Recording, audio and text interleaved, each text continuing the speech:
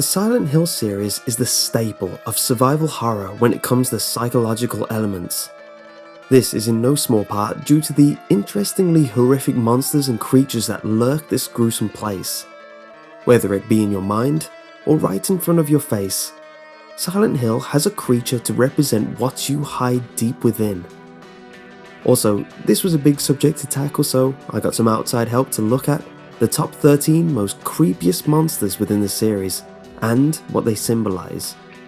A quick warning that there may be content some might find disturbing, and also hold spoilers to some of the games mentioned.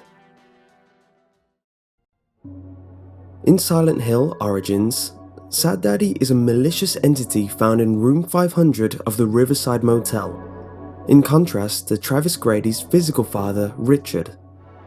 When Travis first encounters his father, he has a flashback that manifests in the room he currently stands in.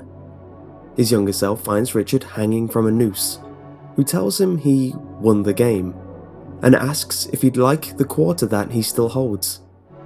Upon being told to wake up, Richard replies that he was never asleep, and Travis knew this.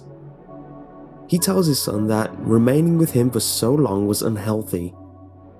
At this point, Travis snaps out of his flashback and tells his father this is insane. Richard tells him it is time for him to face up to his responsibility and that he and Travis's mother will see him in heaven. He then transforms into a gruesome monster. The tan creature is composed of 3 main parts, one being in the middle, which is a distorted, huge mass that ends in a humanoid face, the only conceivable features being a nose and a large mouth which is full of human-like teeth and a very large tongue. Its swollen size comparable with that of a corpse. On either side of the convulsing beast is a hollowed out partial corpse, each being of the lower body. Sad Daddy hangs from the ceiling as if it is being dropped down from the ceiling into a chained cage. This creature is a manifestation of Richard Grady's memory and the guilt. Travis suffers for feeling responsible for his death. The corpse-like legs from both sides of the beast could represent Helen and Travis. The tentacles from the ceiling that come down to choke Travis may refer to Richard's method of suicide. Asphyxia is the monstrous and vengeful manifestation of Margaret Holloway's memories of Nora Holloway. She appears as a boss in Silent Hill Homecoming. Asphyxia resembles a mass of female bodies gruesomely fused together in a chain.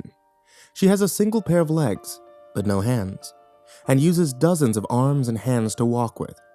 Similar to a centipede, she snakes across the ground and uses them for striking. She lacks eyes, and her mouth is usually covered by the upper hands, growing out of her shoulders. Asphyxia's name and appearance are symbolic of how Nora Holloway died: suffocation. Her mother, Judge Holloway, strangled her in order to sacrifice her to appease the Order's dark god and protect Shepard's Glen. The numerous hands choking and groping Asphyxia's body are a symbol of how she was murdered. True to her symbolism, it is apparent that breathing oxygen is deadly to Asphyxia, as Alex finishes her off by parting her hands from covering her mouth, forcing her to breathe, and thus finishing her off. Nora loved to read, particularly Alice's Adventures in Wonderland, which was her favorite book. Having multiple arms, Asphyxia's form appears similar to that of the caterpillar in the book, and her scream is similar to how the caterpillar blows smoke from his hookah at Alice. Joshua notes that Nora likes the caterpillar on his photograph of her.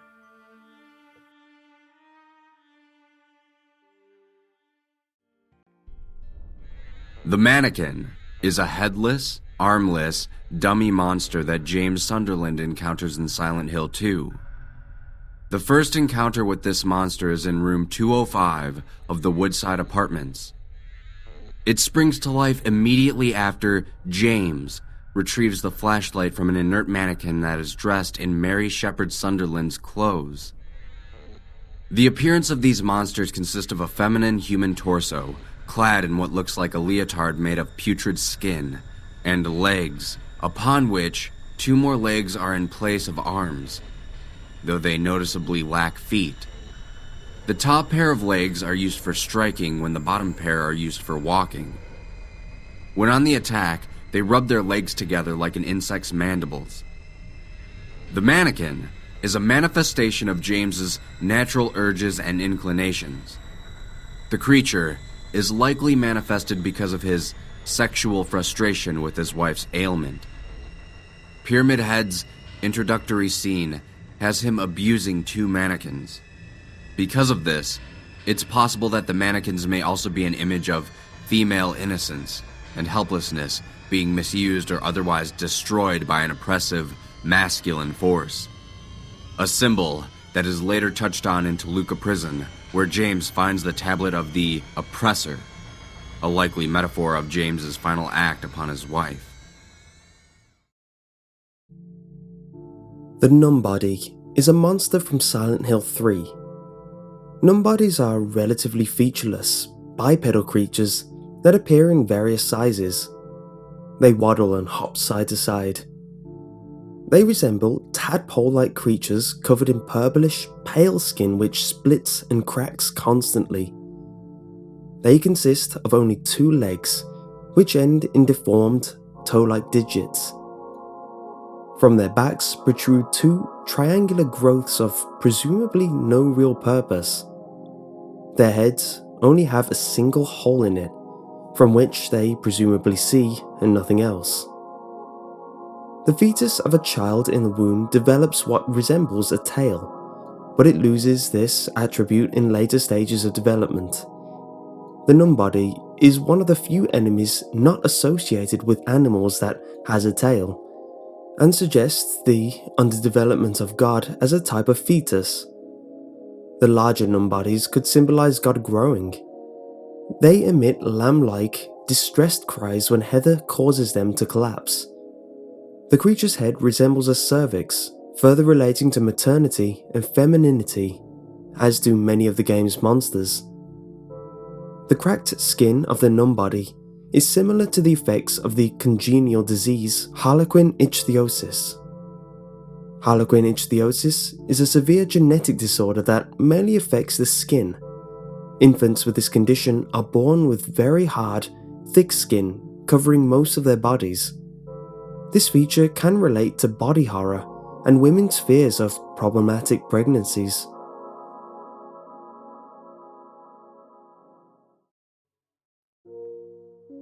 Lurkers are a common monster in Silent Hill Homecoming. Alex Shepard first encounters one in his flooded basement from where his mother had recently left. They are semi-aquatic, found both underwater and on land. Lurkers appear as bald male humanoid monsters with large claws resembling mermen. Their legs are fused together or bound by layers of dead skin, so they drag them uselessly behind them. Their faces are blank, save for a huge vertical slit down the middle of their heads, filled with horrific teeth. Most notably, their wrists are severed, and a series of 3 sickle-like blades are grafted onto the stubs of their arms. They use their arms to crawl and attack. Lurkers may represent the restraint Alex felt throughout his life, and the lack of love from his family. It could also symbolize Alex's intended fate by drowning, and his subsequent avoidance of it. Their legs are tied up, possibly hinting Adam Shepard planned to tie Alex up and dump him in the lake. Much like the Lurker, Alex's memories lay hidden just below the surface. When they emerge, they bring with them only pain and suffering.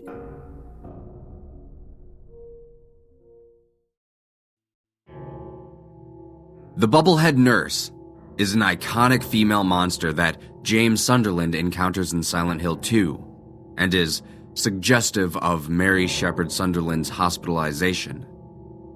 They appear frequently in Brookhaven Hospital and in the streets of dark South Vale. These creatures wear provocative attire, exposing cleavage and sporting miniskirts. Their heads face downward, appearing swollen, bloodied, and covered in gauze, convulsing violently as they wobble towards their target, Their only visible facial feature are bloodied, exposed jaws and teeth. Upon close inspection, the last 4 digits of their hands seem to be fused together. The nurses move in an awkward manner, their legs carrying them in a shaky and crooked fashion, making them out to be a slow opponent. Yet they are surprisingly fast on the attack. The nurses are likely manifested by James's mind, combining his anxieties surrounding his wife's terminal illness and the sexual deprivation that came with it, hence the risque clothing worn by them. The nurses also die with their legs widely spread apart, a very provocative scene that further contributes to the game's sexual repression theme. The wrapped head of the nurse is symbolic of suffocation. This references the events when James killed Mary by suffocating her with a pillow, hence the reason why their heads convulse violently, like somebody trying to break free from being suffocated. The Rorschach is the only hostile monster encountered in Silent Hill Shattered Memories. As keeping up with the psychology theme of this game, their name is a play on the Rorschach test. They pursue Harry Mason during each nightmare sequence and only appear during the Ice World transitions. They are fairly intelligent and can work together in packs to hunt down Harry. The Rorschachs are hairless, pale-skinned humanoid creatures without facial features or distinguishing traits, save for their twitching, grotesque body language, and emaciated frame. As the game progresses, the Rorschachs begin to adopt different traits according to the player's psych profile. There are 4 possible traits that the Rorschachs may adopt. By the end of the game, it is possible to have 2 or 3 traits mixed together. Feminine Rorschachs. The feminine Rorschachs have exaggerated female traits, with prominent breasts and assorts. The only feature on their face are big, wide lips. On their backs are patterned zipper-like ribs in their flesh, similar to a corset's threads. Their limbs appear to be stitched to resemble stockings, and their feet are molded into the shapes of high heels. Eventually, they become more explicitly perverted, with organs, bones, and what seem to be nipples exposed, with heads resembling phalluses. When they embrace Harry, they do so in very sensually compromising ways. This trait is associated with the Sleaze and Sirens ending, which can be obtained by focusing perversely on women and sex. Diseased Rorschachs. These Rorschach skins are bloated. Bubbles and fungi-like flesh cover their skin.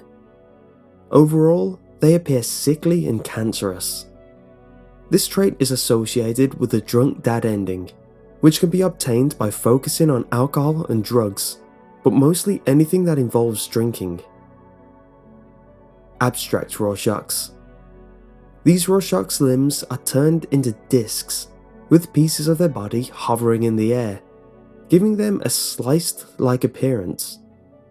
Their heads are shaped into crosses, with a circular hole in the center. Eventually, they'll become more and more stone-like, with heads resembling bricks or mountains, with rectangular protuberances coming out of their knees and shoulders. This trait is associated with the love-lost ending, which can be obtained by being what would normally be understood as a good and caring person and focusing on finding Cheryl Mason without any distractions. Atrophied Rorschachs. These Rorschachs have holes all over their body, with joints and bones poking out in random places, giving them a mutilated, disfigured look. Their feet appear to be stubs, and their legs are very thin. This trait is associated with a wicked and weak ending, which can be obtained by being distracted by trivial things and focusing on being what one would typically see as uncaring and rude. The Rorschachs are agents of repression, created by Cheryl Mason's mind. They are trying to stop Harry Mason from finding Cheryl, and are Cheryl's attempts to keep the fantasy in her mind alive for as long as possible, instead of accepting the truth of who her dad really was, as well as his death. They attack Harry by clinging and hugging him, unwilling to let go, and they never actually hurt him.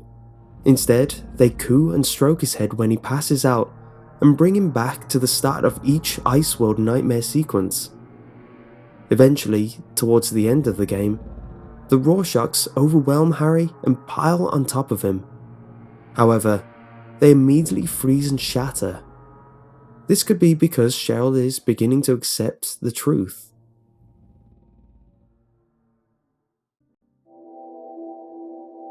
The twin victim, also known as Bubblehead, are an enemy from Silent Hill 4, The Room, first encountered in the water prison. The creature appears to be a large set of sleeping conjoined twin infants, wearing a tattered, dirty smock and what looks like a scarf. They also appear to be feathery to a mild degree. Along with pale skin, they have enormous adult-like arms on which they stand. Their arms come out from underneath their smock, as if they were a pair of legs. Walter Sullivan's 7th and 8th victims were twins Billy and Miriam Locane, who were first mentioned in Silent Hill 2. They are the only two of Walter's victims that have been reincarnated into the form of a monster instead of ghosts. Although this makes sense for the creature's origin, it is unknown why there are so many of them in the game. However, this can possibly be explained by a potential latter meaning. The twin victims are essentially conjoined twins. A main theme in the game is Walter's demented level of attachment and misunderstanding of his mother, and it is revealed throughout the gameplay of just how attached he is to her. The twin victims could also be a manifestation of his severe attachment. Grey children, also known as demon children, are childlike, knife-wielding monsters that inhabit Midwich Elementary School in Silent Hill. They are also found in its film adaptation and Silent Hill Book of Memories. They are exclusive to the North American version of the game and do not appear in the European or Japanese versions. In the PAL and NTSC-J version of the game, these creatures were replaced by mumblers, as their appearance was deemed too similar to that of children by censors. In Silent Hill, the Grey children appear as childlike creatures with pale grayish-green skin wielding long knives. They have gap-like mouths and a series of slits where their eyes should be. Grey children are the distorted, disturbed perception of Alessa Gillespie's classmates as seen through her eyes. Reminders of the torment and ridicule they abused her with, such as scribbling, "Go home," and "Drop dead" on her desk. This is supported by the Grey children's childish laughter whenever they attack the player. They also resemble children in how they hug his legs, as young ones occasionally do. Pyramid Head is a monster, and in 2 cases a duo of monsters, that debuted in Silent Hill 2 as arguably the main antagonist. Pyramid Head is one of the most well-known and iconic monsters in the Silent Hill series. For Silent Hill 2, Ito wanted a monster with a hidden face to make it less human and more disturbing. His first idea was a monster with a mask, but he realized that it was nothing more than a human garbed in a simple facial disguise. He then took the concept further, giving the monster a head in the shape of a triangle, with sharp right angles and acute edges that suggest the possibility of pain. Pyramid Head is the dominant male side of James Sunderland's psyche, dishing out the kinds of brutality and violence that James never could. Like an executioner, Pyramid Head is a faceless punisher who doles out punishment for James's sins in the form of merciless death.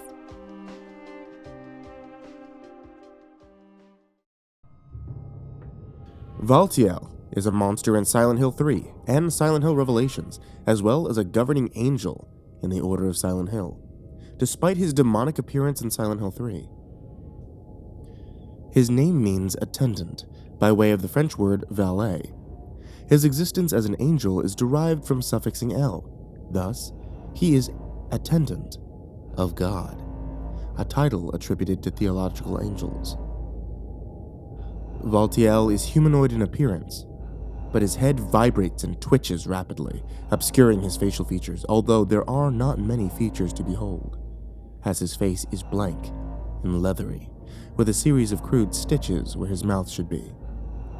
He is garbed in ceremonial robes and wears gloves. His hands and parts of his body are smudged in what appears to be blood. As God's attendant, Vulture observes Heather in order to ensure the birth of God. His garb, consisting of a mask, smock, and gloves, is reminiscent of surgical wear, symbolizing his role in helping to deliver the reborn God. Unlike most monsters in the series, Vulture doesn't appear to be a manifestation of any person's emotions or subconscious. It is possible he is a unique being that exists in the otherworld, whose existence is independent of humans, directly serving God. Scarlet is the second boss encountered in Silent Hill Homecoming, at the end of Hell Descent. She is the manifestation of Dr. Martin Fitch's guilt over murdering his daughter, Scarlet Fitch, who was dismembered and sacrificed to appease the Order's God. The act of murdering his daughter took a heavy toll on Dr. Fitch, as evidenced by his uncertain behavior and self-mutilation. After being presented with one of Scarlet's dolls, Fitch's scars open and he begins to bleed profusely. And Scarlet's doll rises from the bloody pool as a tall, doll-like monster, whom Fitch begs for forgiveness. In response, the Scarlet monster seems to cradle him for a moment, as if considering it, then bites Fitch's head off and tosses his body aside.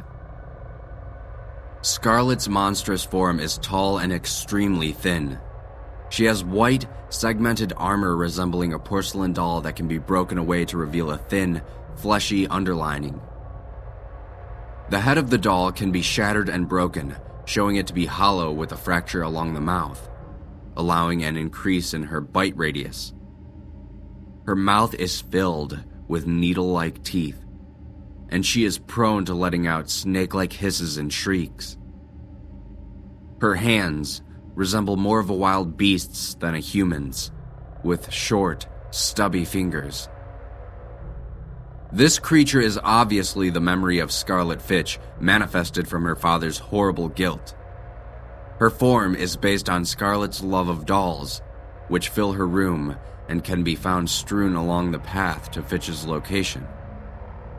Her rapidly beating heart, visible only after her back's ceramic layer is peeled off, is quite possibly a representation of the sheer trauma Scarlet experienced as she slowly approached death by mutilation, which is precisely what Alex must do in order to kill her.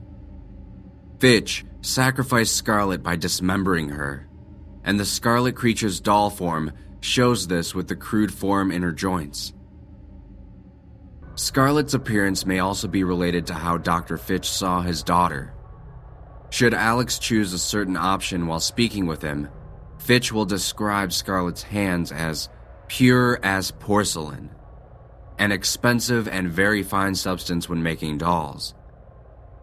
Fitch made it clear he highly treasured his daughter despite him murdering her, seeing her as a priceless treasure. After defeating her for the first time, she revives and crawls around like an insect, being capable of climbing up walls and scuttering around on all fours. The reason for this is probably the take on Alex's guilt of his brother Joshua's death, as Josh had a love for spiders.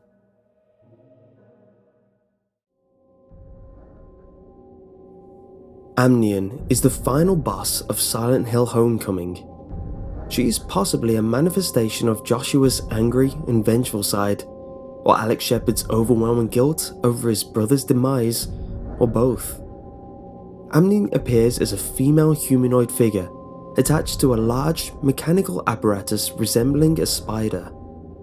The human body is pale and bloated, with a waterlogged corpse, or a woman in the final days of pregnancy. Amnion has 3 pairs of breasts, just above her inflated abdomen.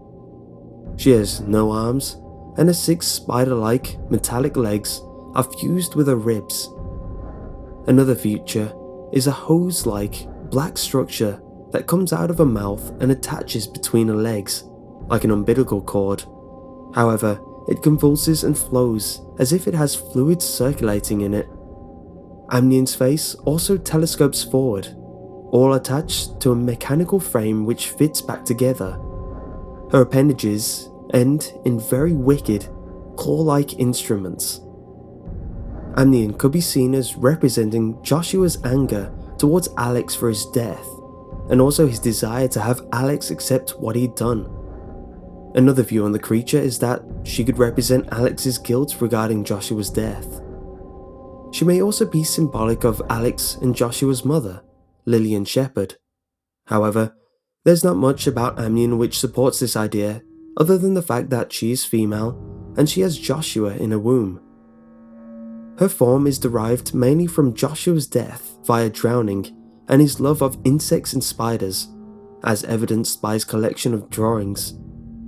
She is also representative of the fact that Joshua was babied by his parents and was called a baby by Alex not long before his death. This notion is supported when Alex cuts Amnion open to see Joshua's body in the fetal position. Further symbolism of the theme of birth and Joshua's death includes the name Amnion, referencing the amniotic sac that surrounds a fetus, as well as the imagery of an umbilical cord. The body of Amnion's first form is also clearly bloated and grey in tone, appearing deprived of oxygen, which are traits very commonly found in a drowning victim, offering more symbolism towards Joshua's cause of death. The extending neck is reminiscent of a view camera, which may symbolize Joshua's love for photography. The similarity that Amnion's legs have, and also her way of death, flipping upside down and legs crumbling up, are similar to how a spider's death is portrayed, symbolizing Joshua's love for spiders.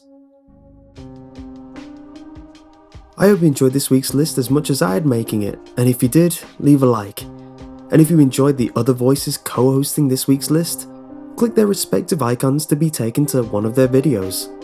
And if you want another macabre video game themed list, click here for my top 10 disturbing Fallout Vault-Tec experiments.